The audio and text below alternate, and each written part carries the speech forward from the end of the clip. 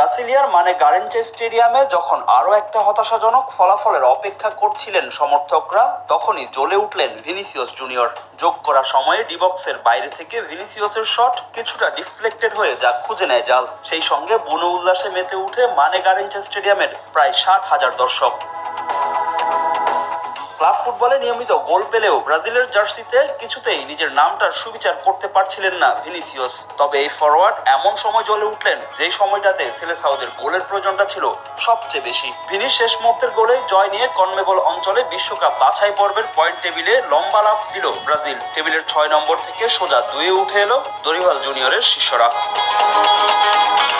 কলম্বিয়ার বিপক্ষে এদিন দুর্দান্ত শুরুর আভাস দেয় ব্রাজিল। 6 মিনিটে প্রথম গোলের দেখা পায় স্বাগতিকরা। অবশ্য এই গোলেও অবদান ছিল ভিনির। কলম্বিয়ার ডিবক্সে ফাউলের শিকার হন এই রিয়াল ফরওয়ার্ড। সঙ্গে সঙ্গে রেফারির বাঁশি, সেখান থেকে গোল করেন রাফিনিয়া।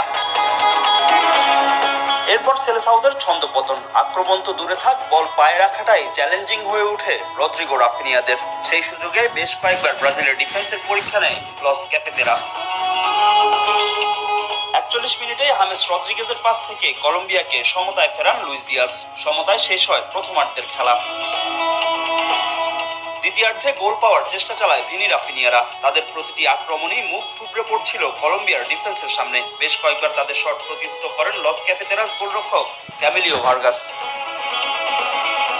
64 মিনিটে নিজেদের জালেই বল ধরায় জোয়ালিংটন। তবে ভাগ্য সহায় হয় সেলেসাওদের। অফসাইডে বাতিল হয় সেই গোল, আর যোগ করা সময়ে গোলরক্ষককে একা পেয়েও ব্যর্থ হন আরানা। তবে ভিনির ওই এক গোলেই ব্যর্থতা ভুলে হাসি মুখে মাঠ ছাড়ে দরিভাল জুনিয়রের দল। সেই সঙ্গে 26 মার্চ আর্জেন্টিনার বিপক্ষে ম্যাচের আগে দারুণ জয়ে আত্মবিশ্বাসের তুঙ্গে থাকলো সেলেসাওরা।